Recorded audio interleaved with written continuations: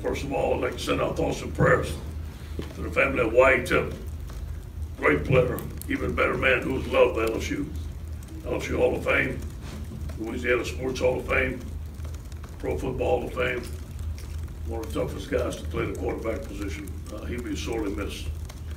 We're looking forward to get back into Tiger Stadium and seeing Death Valley come alive on Saturday, man. I just can't wait.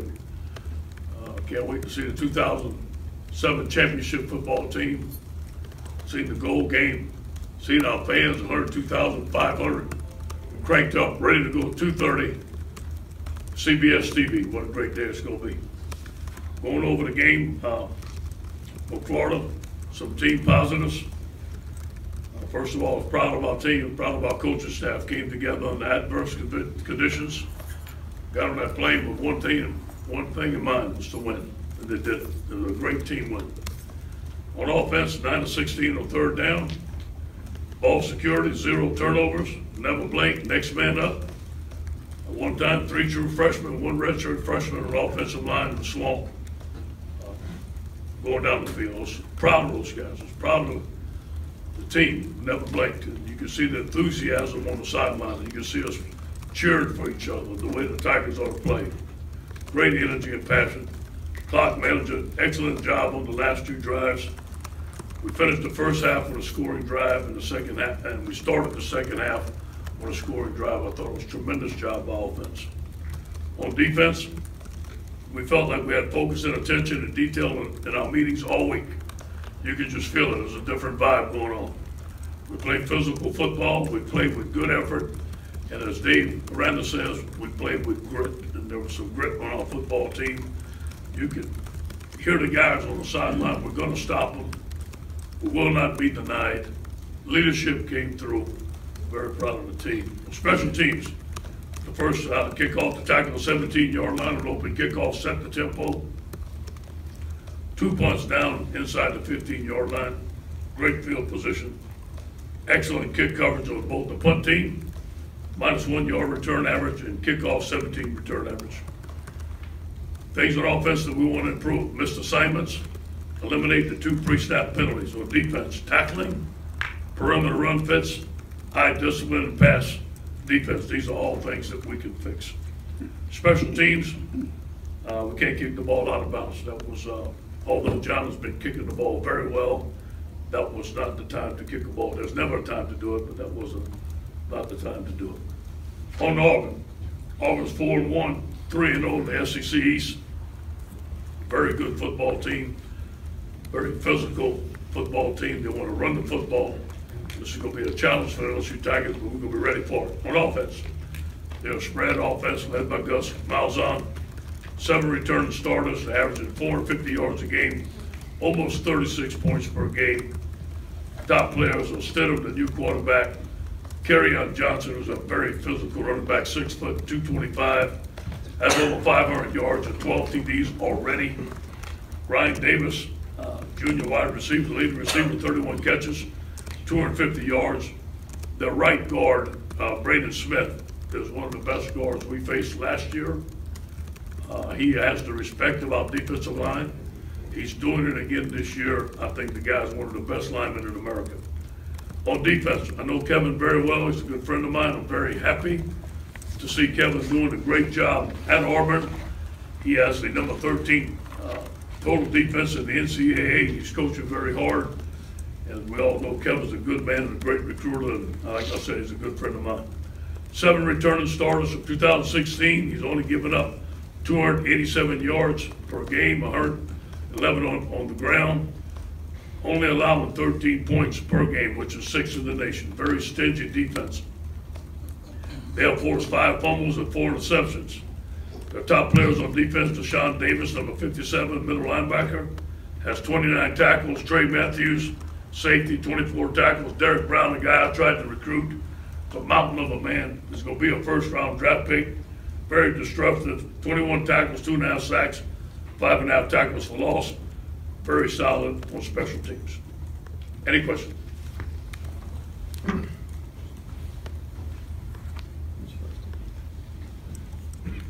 Ed, I think Christian Lockett played every snap last week. just a little bit about him and how he played, and then what does it do for you when you get Frank? Going to get Frank back this week. Well, Christian's playing his best ball right now. Last 2 games, he's got 2 sacks apiece and playing very hard. And obviously, having Frank back is going to be able to have a rotation with those 3 defensive ends. Going to give him some relief. Christian has been an utmost leader for us, a great citizen. We're glad he's an LSU Tiger, and he's playing his best ball right now. Ed, over here, what kind of role do you envision for Frank now that he's back, and how do those freshman tackles play on the offensive line? Yeah, Frank is going to be in the rotation. Obviously, just like Arlen, it's going to take a while to get him back in game shape. Now, he's been practicing most days with us, and we'll see how he does in the game, but we're going to consider him as a rotating starter. We'll see how he practices this week and expect him to have a good game. Now, Frank has played good against Auburn in the past, and I think he's going to be hungry and ready to go. I think those freshman tackles under the circumstances did very well. Obviously, they made mistakes. But the one thing that I talked to Jeff about, and this one thing I said at the beginning, they can handle the physicality of the SEC. And it wasn't that they got overpowered. They can handle their one-on-ones. It's more or less alignment assignment when things are moving fast. They may make a couple of mistakes, which is you can understand for a freshman. Hey, Coach, you being a Louisiana native, I'm sure you've heard LSU fans say we don't like these day games at home. Yeah. What can you say about, energizing the fan base and creating the atmosphere you need to win a game like this? Well, we're going to need them. And there's a lot of things that we don't like that we have to do in life. So hopefully they can get up a little bit earlier, put a little something in that coffee to make them come up. Let's go. Coach, I know you send in plays every week to the conference for review. If you could address 2 of them in particular. One was the penalty, the offsetting penalty with Russell Gage. The other was when the Florida back stepped out of bounds several steps and continued on. Those are 2, and obviously I can't comment on my personal feelings about them and our staff's personal feelings, but those are 2 things that we are sending into the conference. We haven't got an answer back, but I'll give it back to you on Thursday. And the 3 offensive linemen, just the latest of having to play freshmen early. As coaches, do you guys have to kind of reset your mentality, or just, we're all going to have some bumps and bruises or some hiccups along the road with each other, but we have to play them and we have to get them up to go? Yeah, we have to stay positive. It's the next man up theory. And, we don't say, hey, you're a freshman, you're going in there. Obviously, we have a saying that we put 11 men on the field and we fight like LSU Tigers, and that's what we're going to do. And we don't make excuses for them. Jeff is hard on them on defense. We don't say, you're a freshman, you made a mistake. But we have a little bit more patience. And there's a lot of things that they didn't see. You can't show a guy everything that they're going to do. They're going to do new things. And when they do new things, they may not be able to react to it at first. But I think our offense, you can see by halftime and coming into that second half drive, I thought our offense did a tremendous job of halftime adjustments, especially with those young guys. Very proud of our offense, the way they managed the game, the way Matt called the game. I thought it was an overall good game plan. You guys teach Russell Gage how to hurdle like that, hurdle players? You know what? I guess you saw a couple other players do it in practice. Wanted to do it. How has he done, Ed? He seems to be starting to really involved. Yeah. He played fantastic. I didn't mean to cut you short. I get to watch the special teams film by myself with the special teams coach. And his name always comes up. And he's doing a tremendous job. He had an excellent game, all around leadership. The things that he's saying in the locker room, the things that he's doing in practice, and it's showing on the field. He's playing great on special teams, and he's playing good on offense. And finally, you expect to start those 3 true freshmen on the line this week? We don't know yet. We got a couple of tackles that are questionable. Toby's questionable, and KJ's questionable. But if we have to start them, we have to start them. Coach, over here, guys did what he could on Saturday and did some good things, but it's pretty obvious he's not 100%. Where is he right now, and will we ever see this year, or is it something that's a nagging injury that's going to stick with him? Where we don't know? It is a nagging injury. In order to play full speed, especially against an SEC team like Florida, you have to practice full speed. And he's been in practice, but he's been limited. I do believe that one of the last runs, and I'm going to show him this, one of the last runs in the last drive, where he ran up right up the middle, and he showed grit, and he showed toughness, and he showed LSU football and broke a couple of tackles, was a sign that he can do it. And I think it gave him confidence, and it gave our whole team confidence. So hopefully, we can see more of that. Is he hurting? Yes. Is he limited right now? Yes. But he is getting better. Hey, Coach, I guess it's a lot easier always to clean up things after a victory than a defeat, but just looking at the third quarter, the way Florida ran the football in the third quarter, what do you have to clean up there going into this Auburn game? Yeah, we made an extensive, those are things that we can fix. We made an extensive research on the tackles that we're missing. Open field tackles, chest up tackles, angle tackles. I don't know if Dave slept last night, to be honest with you. We came back this morning, he had a breakdown of every tackle that each position had missed, how he missed it, and how to film them, and how we're gonna fix it. I think that's the biggest thing, that we're missing tackles, especially in the open field. We're missing some fits. There were some new plays, especially in the Wildcat formation that they gave us. It took a little time to adjust to. But all the things that we did wrong against Florida are very fixable. Coach, for you personally and for the team, how different is today from a week ago today? You want me to tell you the truth? Or you It is Monday. tell the truth, Monday. It's a lot different. And we finally slept at night, but it's a testament that we believed in each other last week. Nobody blinked. I think the staff came together more last week than any week. The team came together, the leadership evolved. Through adversity, we became stronger. We felt that going into the game. We heard guys say, we are not getting on this plane unless we win the game. And that was new. That was a great mindset. The meetings, the intensity, the detail all week when your back's against the wall, the way our guys responded. But for me,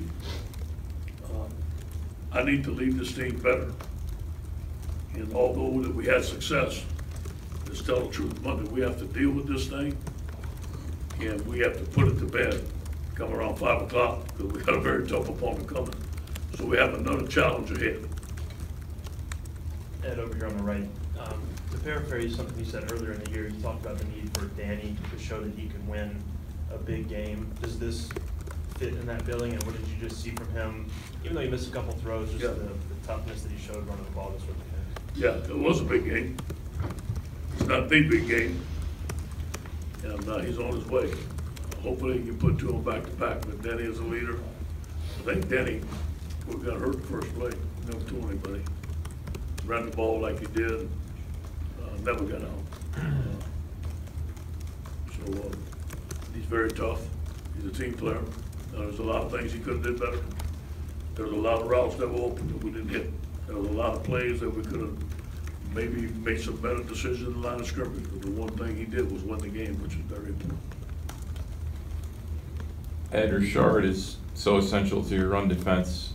What's his stats? I know he got banged up late and came back in. Is he doing okay? He was actually better, according to the trainer yesterday, than he was last week.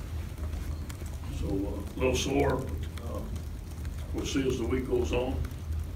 Probably be limited during the week, but having him out there and having his presence and his toughness and his leadership means the world to our defense. And I know having Frank back this week is going to give a boost to our defense. It's a similar thing we're hitting on here, but third string safety, and Rose stepping in there. I guess, how do you feel about that, and where are you guys looking this week? Yeah, well, he's going to have to continue to get better. That's where we're at right now. And we did move Jacoby back. And maybe Jacoby can get more snaps this week. And if Corey feels that he can go in the game, we may put him in. But that's where we're at. John still Nick?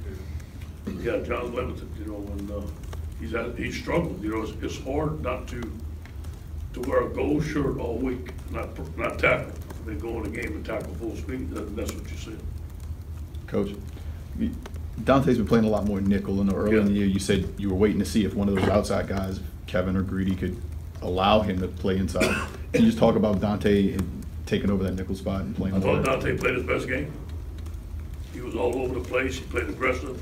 He played physical. He was in the office today smiling. Couldn't wait for this week. I thought Kevin Tolliver played his best game. Not a great game, but his best game so far this year. And as we know, Greedy's very solid. So that's a combination that we can use. It gives us more experience on the field. It gives time for Kerry Vincent to grow in both the nickel position and the corner position. Doesn't put as much pressure on him. As you know, when you play in these teams, that nickel position, you've got to play the run and the pass. And you got to know where to fit in the run, you got to know where to fit in the pass, you got to know when to blitz, when not to blitz, make the checks, flip the formation. There's a lot of things that nickel needs to do, and a more experienced player can do that. Coach, this team has really improved with penalties. How are we going to keep that trend going this week? Can you say that again, ma'am? This team has really turned around with penalties so far this season. How are we going to keep that trend going this week? We keep on focusing and on the positive and harping on it. Today I'm going to go over every penalty. The guys are going to run for penalties, and it's a significant amount, which they run for penalties. We have referees that call every penalty on Tuesday and Wednesday. We're going to keep on harping on that. Every Friday, and one of our goals in each specific position group is have no penalties. On Saturday, before we go out there, we tell them no penalties. So I think they're listening to us, they're buying in, and we're more of a disciplined football team than we were at the beginning. I do believe that they see where the penalties hurt us in prior games, and that selfishness hurts the football team. I think those things are factors. And Kevin Steele and you hired on the same day about 3 years ago. What do you remember about that day? Did y'all have communication? I know he flew in here, and then the next morning you drove in. You know, could you walk us through that day, that few hours there? You know, I knew Kevin in recruiting. I remember one night we were at it was in a Tallahassee Jamboree in the spring, and one of my deals was I was going to be the last recruiter to walk off the field. And it was midnight. And he wouldn't walk off the field, neither would I. And the sprinklers came on. I said, man, let us go. He goes, yeah, let's go.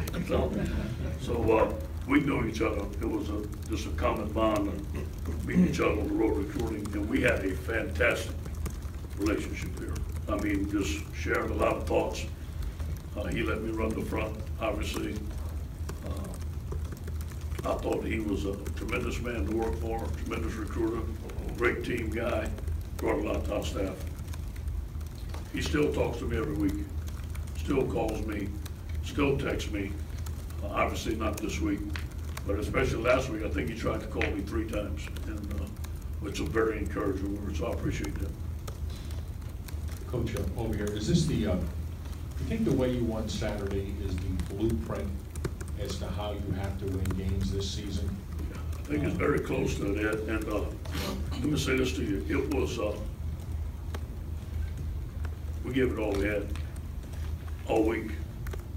It was every ounce of energy, every person in the building gave it, and that's what it takes.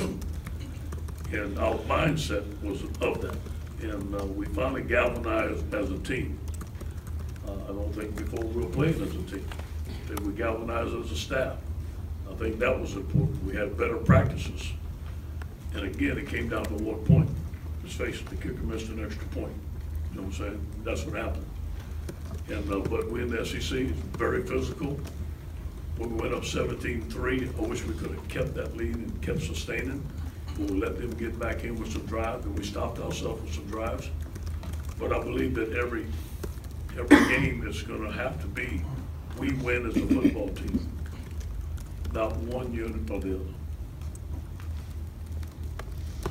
Coach, Devin White's just been a monster for you guys. And you say he's the first one in there on Sundays, but what does he do on the field that's so important for you? Practice, meeting with Dave, watching film on his own. I think one of Devin's biggest thing is key and recognition, and understand his formation and plays. Although he's not perfect, there's been some times that he's missed some fits. But his ability to maybe take the wrong step or take the wrong key, but he has speed. And when he gets there, he's so physical that he's becoming a good linebacker for us. Coach in the middle. The stats haven't really been there for Arden Key. When you go back and watch film, are you seeing effort? Yeah, it was better this week. Now, he had his best practice last week. Now, I think he's down to 255 as opposed to 270. We were watching film from the first game he played to this game. You can tell the weight's going down. On that screen, he missed the tackle right there, but that was a great recognition on him. His pass rush needs to get better. It's not where it needs to be, but he's trying his butt off now. I mean, the guy's a team player. He wants to do well. He has best we can practice on. Yeah, and after watching the film, did you think Derek Dillon was targeting, and also you've had 3 guys this year now?